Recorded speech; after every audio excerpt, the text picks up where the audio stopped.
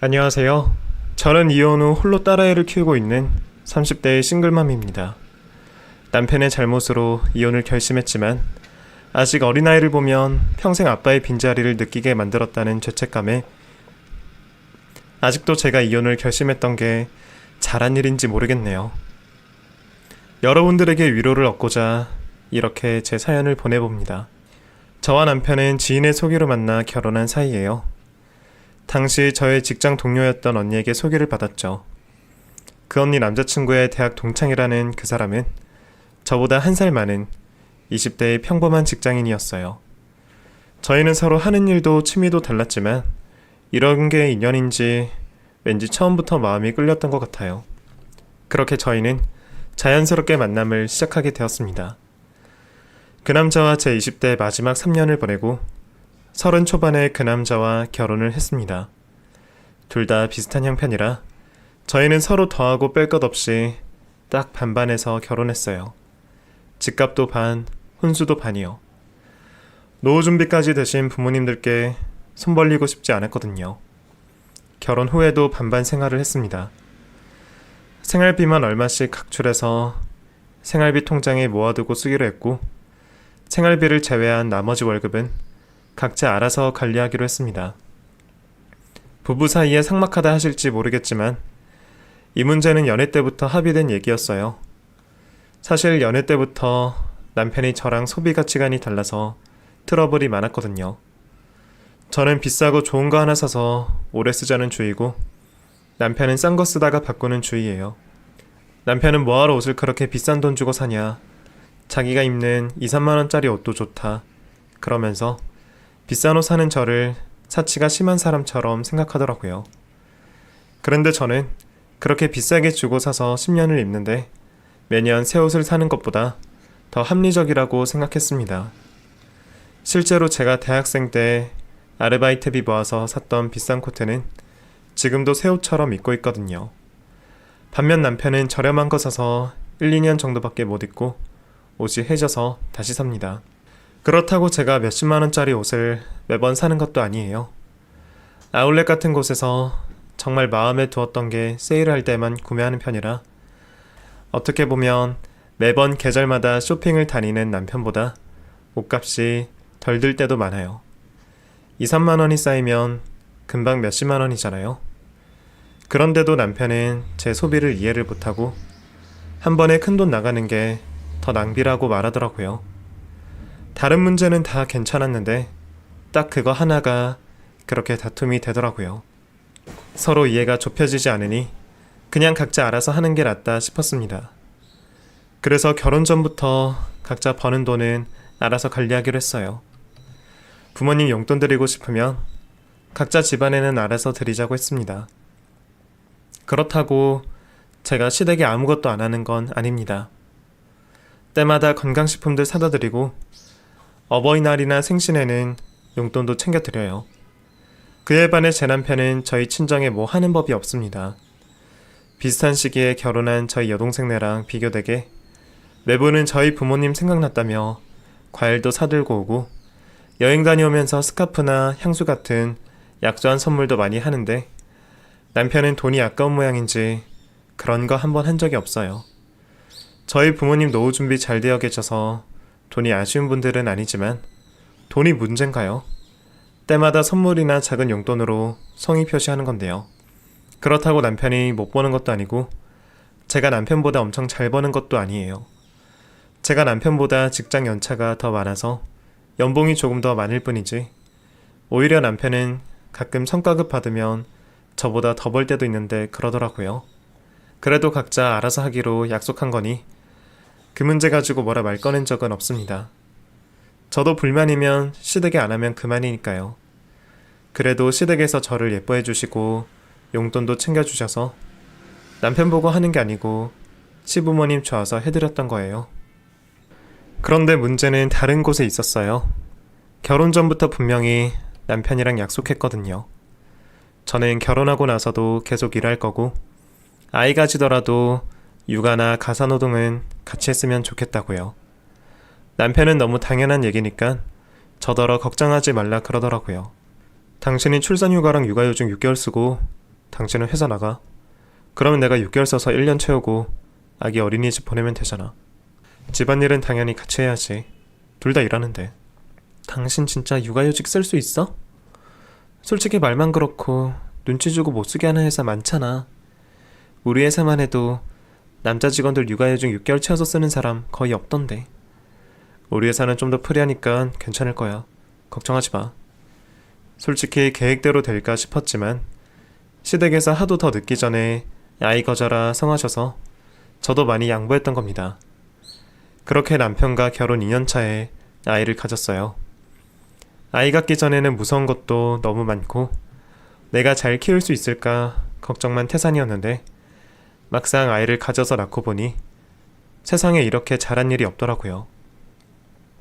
부모 마음이 뭔지 이제 알 것 같았어요.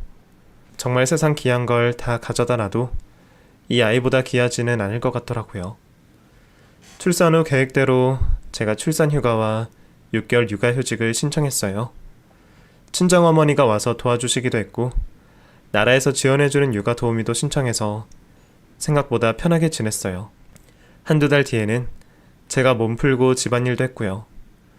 그런데 집에 친정엄마가 와 계셔서 불편해서 그런지 아니면 자기가 할 일이 없을 거라 생각하는지 남편은 집에 오면 아기 얼굴만 조금 보다가 서재로 쑥 들어가 버리는 거예요. 집에 할 일도 많은데 말이에요. 그래도 그때까지만 해도 어차피 남편도 육아휴직 쓸 거고 내가 여유 있으니 좀 더 하자 싶어서 놔뒀어요. 그런데 문제는 제 육아휴직이 끝나고 시작되었습니다.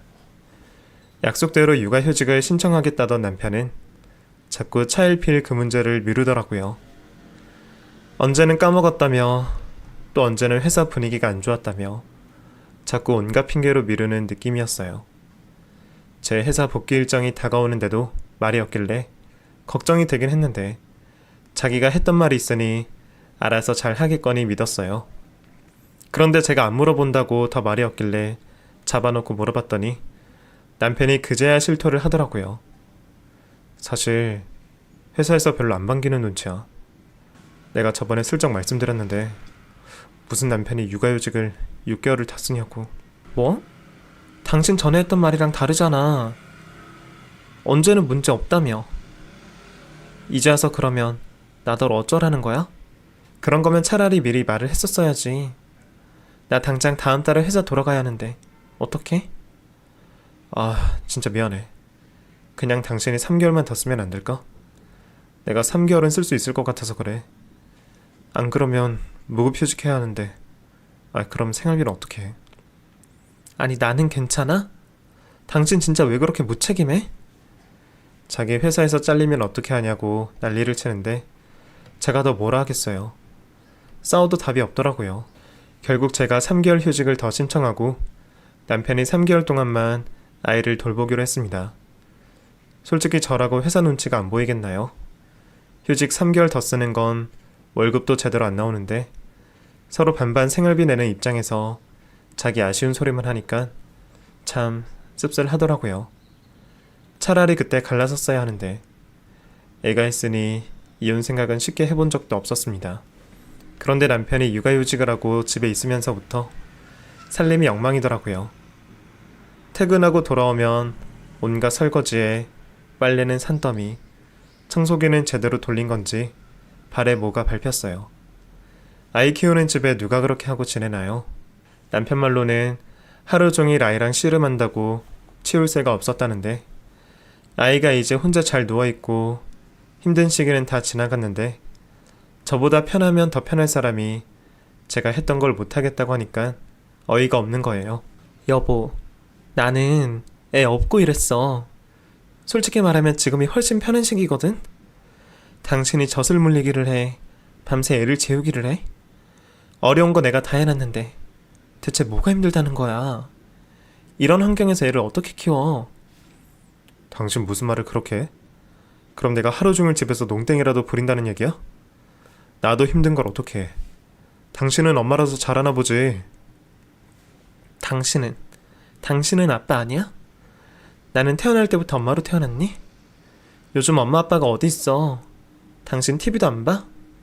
요즘엔 아빠들이 애를 더 잘 봐. 살림도 잘하고. 아니 빨래는 돌려만 놓기라도 해달라니까 그것도 못하겠어? 솔직히 당신은 내가 집에 있을 때 살림 하나도 안 도와줘 놓고는 나는 당신 도와줘야 돼? 뭐가 그렇게 혼자만 힘든지 매번 툴툴거리고 핑계만 얘기하니까 안 싸울 수가 없는 거예요. 그렇다고 제가 퇴근하고 와서 다시 집안일 다 하고 정작 남편은 제가 집에 있었을 때 집안일 거의 손도 안 댔거든요. 쓰레기 버려주는 정도? 그동안 저는 애 없고 청소 빨래 요리 다 했는데 정작 자기는 그 중에 아무것도 못하겠다고 하니까 화만 나더라고요. 괜히 모총 높여서 싸워봤자 남편이 바뀌는 건 없더라고요.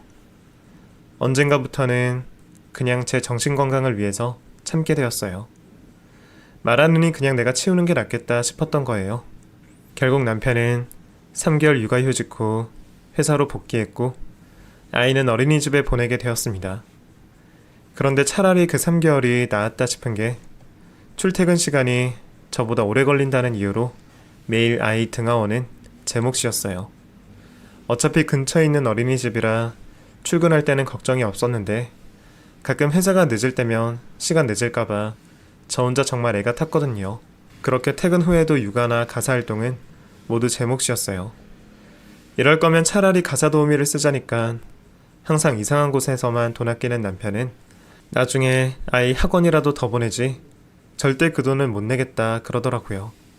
그럴 거면 자기가 도와주기라도 하던가 그것도 아니면서 사람 쓰는 건 아깝다 그러고 지금 생각하면 정말 뻔뻔한 인간이었네요. 안 그래도 도움 하나 안 되던 남편이 언젠가부터 자꾸 퇴근 시간이 늦어지더라고요. 이상하게 집에 돌아오면 9시, 10시가 넘어가는 거예요. 이전에는 그나마 퇴근하고 와서 아이랑 있어주면 제가 그 시간에 밀린 집안일을 좀 할 수 있었는데 말이에요. 당신 요즘 너무 늦는 거 아니야? 당신이 있어야 나도 애 두고 집안일을 할 거 아니야. 요새 애가 엄마 찾는다고 안 떨어진단 말이야. 아, 요즘 회사가 많이 바빠. 나 진짜 하루 종일 정신이 없다니까.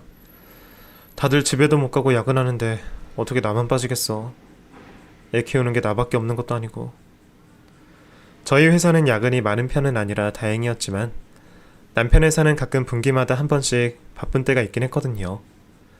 다른 것도 아니고 회사 일 때문에 그렇다는데 같은 직장인 입장에서 더 뭐라 그러겠어요. 그래서 저는 정말 남편이 회사 일로 늦는다고만 생각했지 다른 의심은 해본 적도 없었어요. 그런데 어느 날 친구가 길에서 제 남편을 봤다고 하는 거예요. 지수야, 네 남편 혹시 무슨 일 있어? 일? 무슨 일? 왜 그러는데? 아니, 내가 지나가다가 네 남편을 본 것 같아서 말이야. 너네 동네 근처 가게에서 일하는 것 같던데 회사 잘 다닌다는 사람이 퇴근하고 아르바이트라도 하나 싶어서. 너 몰랐어?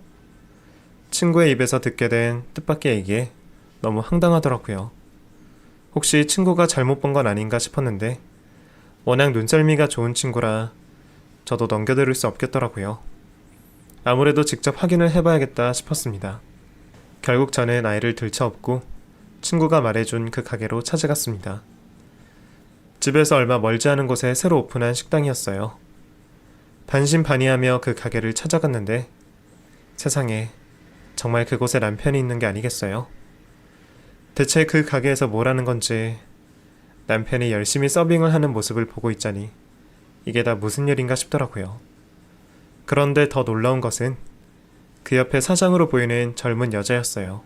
둘이 보통 사이가 아닌 것처럼 다정하게 남편의 옷 소매를 접어 올려주며 하하호호하고 있는 모습이 누가 봐도 이상한 광경이더라고요. 순간 오만 생각이 다 들었네요. 이 사람이 두 집 살림이라도 하는 건지 나 몰래 바람이라도 피운 건지 야근한다고 바빠서 집안일을 못한다던 인간이 왜 저기 있는지. 그렇게 밖에서 멍하니 남편과 그 여자의 모습을 보고 있는데 남편이 저를 발견했는지 갑자기 사색이 되어서 가게 밖으로 뛰어나왔어요. 여보, 여긴 어떻게 알고 왔어? 뭐? 지금 그게 나한테 할 말이야? 당신이야말로 나 몰래 여기서 뭘 하고 있어? 여보, 그런 게 아니고 오해하지 마. 나 그냥 좀 도와주고 있는 거야. 저 여자가 여기 사장이야? 저 여자 누군데? 누구길래 집에는 들어오지도 않고 나한테는 회사 야근한다고 거짓말하고 여기서 남의 일을 도와주는데? 아니 그게 아니고 여보 화내지 말고 내 말 들어봐. 우리 부부의 신랑이에 그 여자가 따라 나오더라고요. 안녕하세요. 오랜만이에요. 저 기억 안 나세요? 네? 누구신데 절 아세요?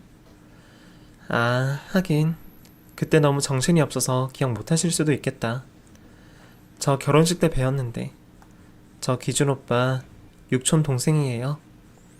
그래, 당신 기억 안 나? 우리 엄마 사촌 여동생 내 큰딸 있잖아, 수진이.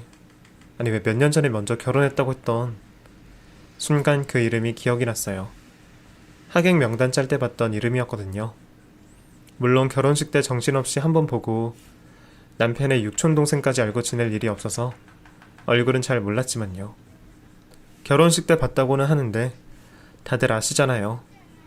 결혼식 날 정신없는 신부가 먼 친척 하객 얼굴들까지 기억하기 어렵죠. 다행히 바람은 아닌 건지 육촌 동생이라는 말에 화가 좀 누그러지더라고요. 그래도 이해 안 가는 건 많았어요. 아니 근데 당신이 왜 여기 있어? 그것도 나한테는 거짓말까지 하고. 여보, 일단 여기서 할 말은 아니고 집에 가서 내가 다 설명할게. 얼른 집에 가자. 남의 가게 앞이잖아. 결국 육촌 동생이라는 그 가게 사장과 짧게 인사를 나눈 후 저는 집으로 돌아가 남편의 설명을 들을 수 있었습니다. 이제 말해봐. 그게 대체 무슨 상황인지. 아니 그게 수진이가 몇 년 전에 결혼을 했다고 했잖아. 근데 최근에 이혼을 했대. 근데 부모님한테 아직 말씀은 못 드리고. 뭐? 그럼 어머니도 모르셔? 아 당연하지. 이모가 엄청 무섭거든. 반대하는 결혼까지 해서 이혼했다는 소리 들으시면 집안 난리 날 거라고. 어쨌든 결혼하고 얘가 직장 그만두고 몇 년이나 집에 있었거든. 근데 이제 와서 재취업도 어렵고 그냥 이참에 이혼하고 받은 돈으로 가게를 차렸나봐. 근데 마침 우리 집 근처더라고. 얘도 가게가 우리 집 근처인 건 나한테 뭐 물어본다고 연락했다가 나중에 알게 된 거지. 그래서 육촌 동생 이혼하고 가게 차린 거랑 당신이 무슨 상관인데? 아니 내 말 좀 천천히 들어봐. 얘가 가게를 차리긴 했지만 직장 다니던 애가 혼자 뭘 할 줄 알겠어. 거기다가 요즘 인력난이라고 직원도 제대로 안 구해주고 주방 직원은 있는데 혼자 서빙 보고 하려니 힘든 거지. 게다가 지금 오픈 초기라서 손님이 좀 있거든. 얘가 이혼하고 멘탈도 나갔는데 가게 일 바쁘다고 어디 말할 것도 없고 그러니까 나한테 도움을 좀 구한 거지. 동생이 어렵다는데 얘가 그냥 모른 척해? 어려울 때 가족끼리 돕고 살아야지. 아니 그럼 처음부터 사실대로 나한테 설명을 하고 가던가. 왜 내가 다른 사람한테 내 남편이 남의 가게에서 일한다는 황당한 이야기를 듣게 만들어? 당신도 참. 그래도 나도 염치라는 게 있다. 어? 아무리 가족 일이라고 해도 어떻게 당신한테 집안일 떠넘기고 동생 도와주러 가겠다는 소리를 하겠어. 근데 얘는 당장에 너무 힘들어 보이고 사실대로 말하자니 당신한테는 너무 미안하고. 그래서 나도 어차피 잠깐 도와주는 거니까 당분간 비밀로 하자 싶었지. 사실 수진이는 내가 당신한테 말 안 한 줄도 몰라. 내가 당신이 허락했다고 얘기했거든. 그래서 걔도 지금 많이 놀랐을 거야. 아니 아무리 그래도 그렇지. 그럼 언제까지 거기서 일해야 하는데. 아 계속 직원은 구하고 있는데 사람 구하기 진짜 쉽지 않네.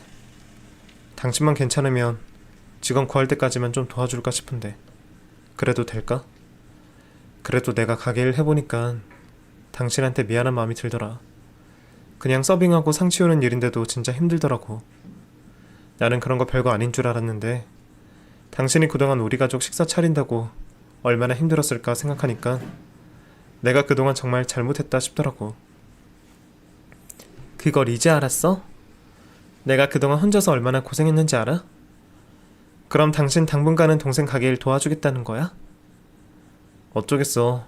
이혼당하고 혼자 힘들다는데. 그리고 당신도 알잖아. 어릴 적에 내가 수진이랑 가깝게 지낸 거. 걔나 나나 외동이라서 우리 둘이 남매처럼 자라서 걔한테는 내가 친오빠나 다름없는걸. 그리고 당신 혹시나 엄마한테 수진이 얘기는 하지마. 때 되면 자기가 알아서 말한다니까 우리는 계속 모른 척 해줘야지. 사실 화가 완전히 풀린 건 아니었지만 남편 이야기를 들으니 가족 일이라는데 제가 뭐 어쩌겠나 싶더라고요. 그래도 남편이 자기가 그동안 미안했던 건 아는 눈치인지 그 뒤로 집안일도 많이 돕고 노력하는 모습을 보여서 마음이 조금 풀어졌네요. 그렇게 한동안은 남편이 집안일에도 관심을 많이 갖는 듯 했고 알아서 잘하는 것 같아서 자연스럽게 싸우는 일도 없어졌어요. 이대로만 지내면 앞으로도 쭉 걱정 없겠다 싶었어요. 그러다 몇 달 뒤 남편이 회사 건강검진을 받으러 가게 되었어요. 올해에는 수면 내시경까지 하기로 되어서 웬만하면 보호자가 있는 게 좋다고 하더라고요. 때마침 저도 병원에 갈 일이 있어서 그렇게 둘이 같이 휴일을 맞춰 병원에 가게 되었네요. 남편은 다른 검사를 다 받고 마지막으로 수면 내시경을 하게 되었습니다. 마취가 깨어나면서 비몽사몽하니 사고가 있을 수 있으니 조심하라고 하시더라고요. 그렇게 제가 옆에 앉아서 남편이 마취에 깨기만을 기다리고 있는데 남편이 정신이 조금 드는지 몸을 뒤척이더라고요. 여보, 일어났어? 괜찮아? 정신이 없다. 여민아, 나 물 좀. 순간 내가 잘못 들은 건가 싶더라고요. 여보, 뭐라고? 여민아, 지금 몇 시야? 남편은 마취가 덜 깨서 정신이 없는지 제게 다른 사람 이름을 부르며 말을 걸었어요. 그런데 남편이 자꾸 부르는 그 이름에 제 얼굴이 잿빛으로 변해갔습니다. 남편이 찾는 그 이름이 바로 남편의 첫사랑 이름이었거든요. 제가 그 이름을 어떻게 잊겠나요? 남편과 연애하던 시절, 연애 아주 초반에 남편이 저랑 데이트하고 술을 먹다가 그 이름을 부른 적이 있었어요. 전 여자친구 이름을 잘못 불렀나 보다 기분이 나쁘긴 했지만 가볍게 생각했는데 남편이 그 이름을 부르면서 울더라고요. 유민아, 보고 싶어. 유민아, 미안해. 내가 다 미안해. 그 여자가 누구길래 그렇게 서럽게 불러대며 우는지 나중에서야 알게 됐네요. 제가 저희를 소개시켜준 그 동료 언니에게 그 여자에 대해서 물어봤거든요. 남자친구끼리 오래 알고 지낸 사이면 그 여자가 누군지 들어봤을 것 같아서요. 아니나 다를까 제가 그 여자 이름을 꺼내니 언니가 많이 놀라는 눈치더라고요. 언니, 유민이가 누구야? 언니 뭐 알지? 기준씨가 얘기했어? 어제 술 마시고 취해서 그 여자 이름 부르면서 울더라. 전 여자친구야? 아는 대로 말해봐. 제 추궁에 결국 그 언니가 제게 남편의 첫사랑 이야기를 들려줬습니다. 대학 시절부터 만나서 1년 전까지 만난 남편의 첫사랑이었는데 결혼까지 약속했던 모양이더라고요. 둘이 아주 열렬히 사랑했던 모양이었어요. 근데 결혼 약속이라고 해서 정말 뭐가 진행됐던 건 아니고 그냥 어릴 때 애들 장난처럼 그런 거 있잖아. 그리고 둘이 오래 사귀었으니까 주변에서도 다들 결혼한 거나 마찬가지다. 뭐 그런 거였나 봐. 학교에서는 유명했던 모양이더라고. 기준씨가 많이 좋아했나 봐. 중간에 한번 헤어졌었는데 그 여자는 다른 남자 만났었는데 기준씨가 못 잊어서 붙잡아서 결국 다시 만났다고 하더라고. 근데 그렇게 죽고 못 사는 사이에 왜 결혼 안 하고 헤어졌나 했더니 남편이 차였다더라고요. 오래 사귀던 커플이라 싸우면 헤어지고 다시 만나고 그렇게 이별과 헤어짐의 반복이었는데 그때도 또 홧김에 헤어졌다가 하풀리면 다시 만나겠지 했나 봅니다.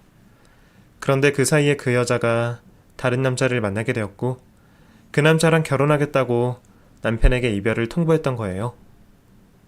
새로 만난 남자가 부잣집 아들이었던 모양이더라고요. 남편은 그냥 보통 가정이었고요. 이유가 그게 다였는지 더 무슨 사정이 있었는지까지는 모르지만 여자 쪽에서 매몰차게 거절했던 모양이었습니다. 충격을 받은 남편은 몇 달을 그 여자를 쫓아다녔고 이별을 잘 받아들이지 못했던 모양이더라고요. 그렇게 1년을 페인처럼 지내는 것을 보고 지인이 저를 소개했던 거고요. 지인 말로는 이제는 다 잊었는데 최근 그 여자가 결혼한다는 소식을 듣고 괜히 저러는 것 같다 했습니다. 그 얘기를 다 듣고 나니 뭔가 멍해지는 기분이었어요. 남자들은 첫사랑을 못 잊는다던데 제가 괜히 엄한 남자랑 만나는 거 아닌가 싶은 거예요. 고민하다가 그 남자에게 얘기를 꺼냈더니 그때는 괜히 싱숭생숭한 마음에 술 기운에 그랬던 건지 이제는 전혀 마음이 남아있질 않다고 하더라고요. 나를 만나고 다 잊었다나요? 혹시나 헤어질 마음까지 먹었는데 남편은 그 뒤로 한 번도 첫사랑 이야기를 꺼낸 적 없었고 남편이 연애 기간 내내 저한테 정말 극진히 잘했어요. 연애 때는 제 손으로 물잔도 못 채우겠던 남자였거든요. 그래서 당연히 결혼하고도 똑같을 줄 알았는데 전혀 잘못 생각했던 거였죠. 지금 생각해보면 그런 것들도 다 첫사랑이랑 만나면서 배웠던 것들일 텐데 그게 정말 나를 위한 행동들이 맞았을까 의심이 드네요. 정말 다 잊었을 거라 생각했는데 그런데 몇 년 만에 남편 입에서 그 첫사랑의 이름을 다시 듣게 될 줄은 몰랐습니다. 그런데 제가 이상하게 생각한 건 남편의 말 때문이었어요. 잊혀진 인연을 그리워하듯 부르는 이름이 아니라 마치 그 여자를 최근까지도 만난 것처럼 물을 갖다 달라고, 시간이 몇 시냐고, 꼭 바로 어제도 봤던 것처럼 친숙하게 부르는 게 이상하더라고요. 순간 여자의 촉이 스쳐갔습니다. 남편 옆에 둔 핸드폰을 집어들었어요. 저희는 평소 서로 존중하는 차원에서 연애 시절부터 한 번도 핸드폰을 열어본 적 없었어요. 저도 그렇고 남편도 마찬가지고요. 저는 어차피 비밀번호가 제 생일이라서 보려면 볼 수 있었는데 저는 남편 비밀번호를 몰랐어요. 아직 비몽사몽한 남편의 손가락을 가져다 대서 핸드폰을 열고 남편의 핸드폰을 뒤졌습니다. 문자, 전화, 카톡 다 뒤져봤어요. 역시나 남편 카톡에 그 여자랑 대화를 나눈 대화방이 남아있더라고요. 유미나 부르며 남편이 그 여자와 나눈 대화 내용을 보니 그동안 나몰래 둘이 만나고 있었던 모양이더라고요. 바로 오늘 아침까지도 검사 잘 받고 오라며 사랑하니 어쩌니 누가 봐도 둘 사이가 심상치 않았습니다. 대화창을 더 올려서 다른 대화들도 찾아보니까 이미 저 몰래 여행도 다녀왔는지 스키장 예약 내역이 있더라고요. 언젠지 날짜를 보니 남편이 제게 동창들이랑 야간 스키를 다녀온다던 그날이었어요. 저는 집에서 아기나 보고 있는데 자기는 친구들이랑 놀러를 간다 그러더라고요.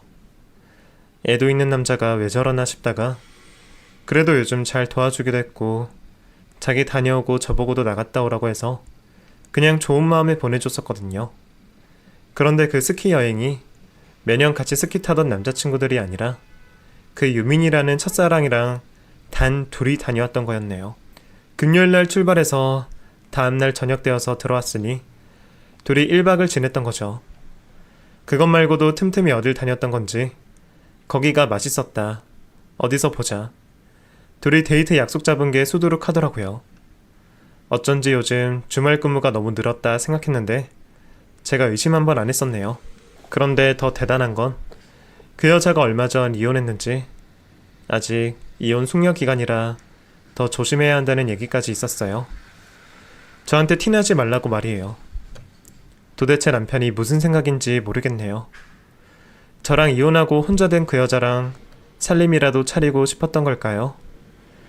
그걸 보니 진짜 피가 거꾸로 솟는 게 어떤 건지 알 것 같았어요.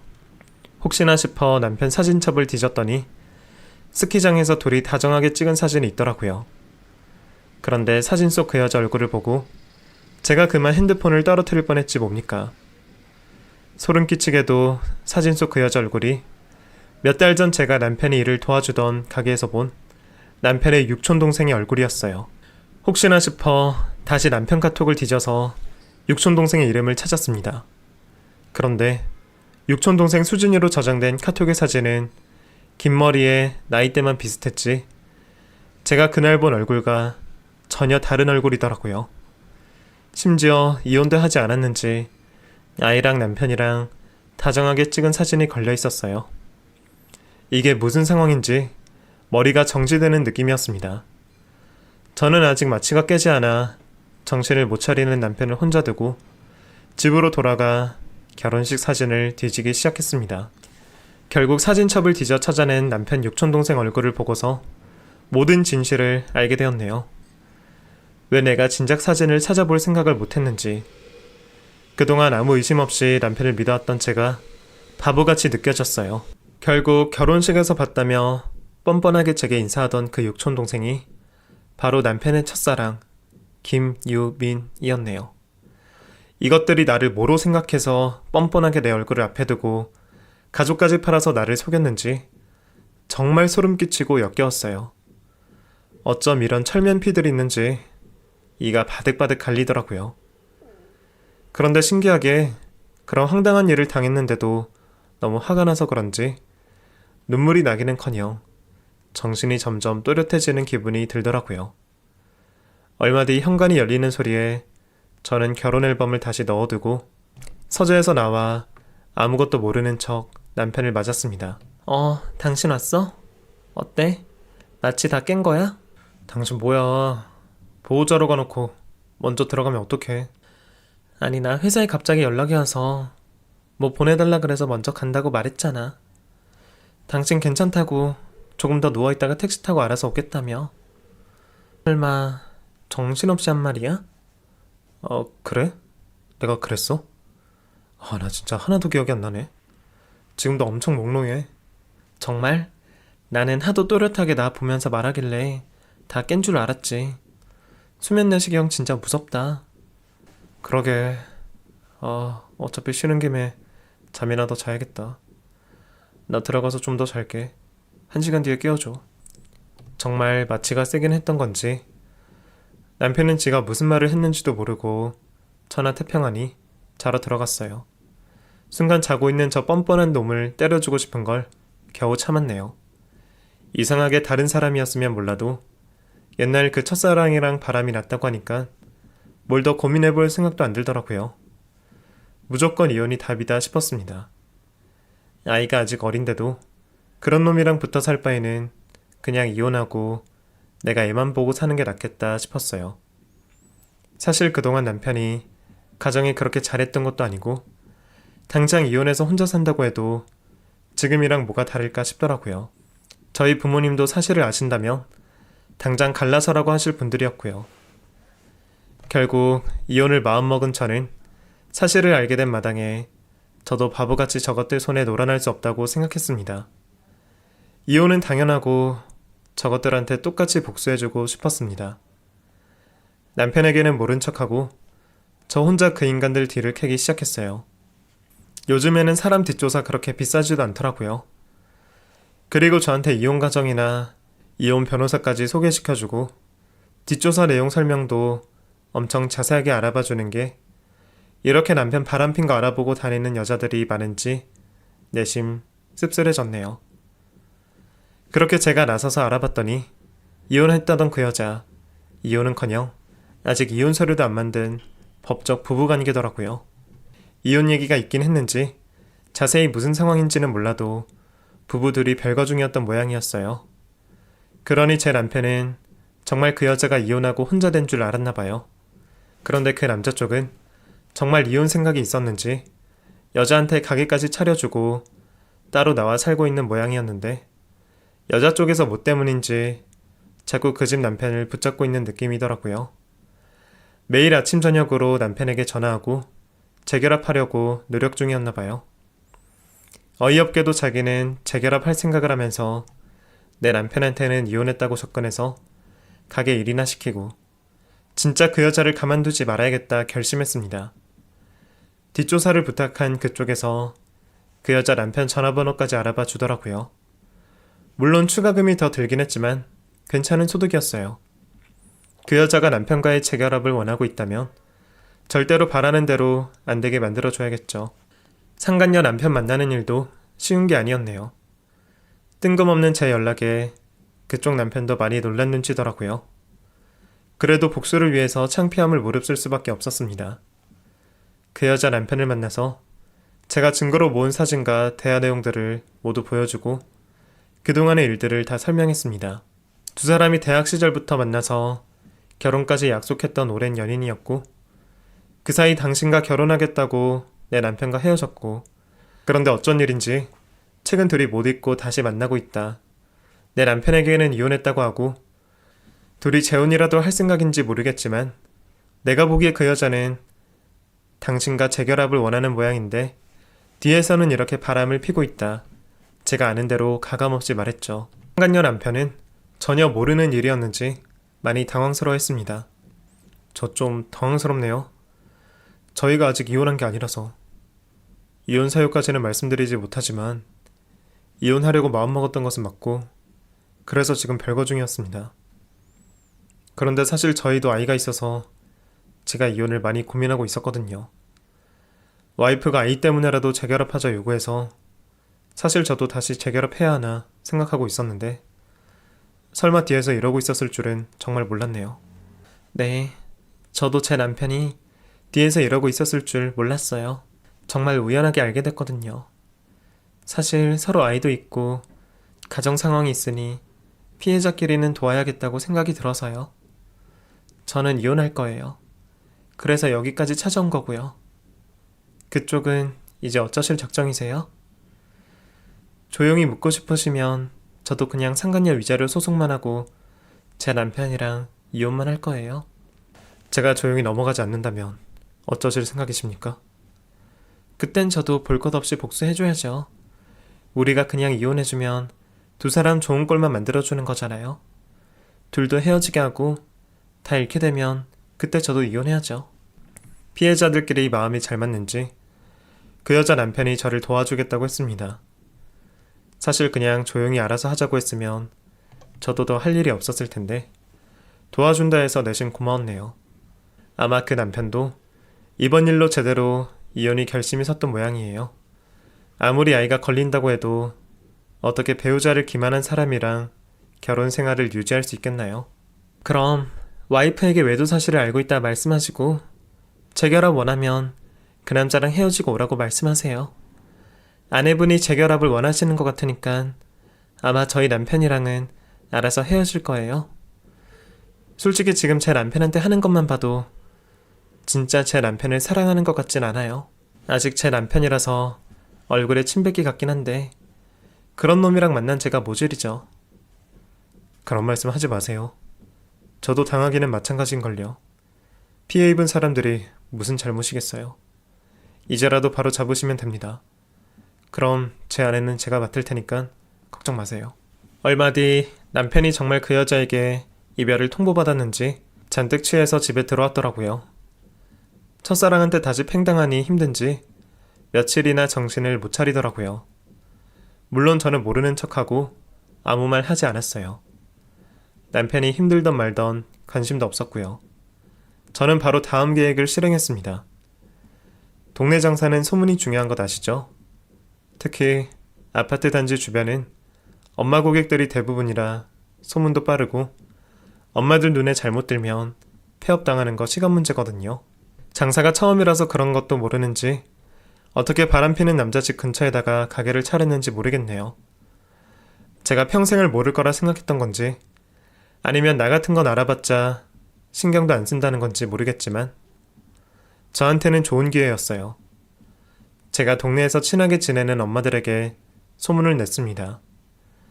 그 여자가 불륜녀의 바람피는 남자 집 근처에 버젓이 가게를 차리고 남의 남편 데려다가 가게 일까지 시키고 뻔뻔하게 그 집 와이프한테 인사까지 한다고 말이에요. 자극적인 소문은 삽시간에 퍼졌어요. 가게를 지나갈 때마다 손님이 뚝뚝 끊기는 게 보이더라고요. 몇 달도 걸리지 않아 그 가게 문 닫는 거 금방일 것 같았어요. 거기다가 이제는 정말 남편이랑 이혼 소송 중이라던데 가게까지 망하면 어디 갈 곳이나 있을지 모르겠네요. 이제 제가 이혼 도장을 찍을 차례가 되었네요.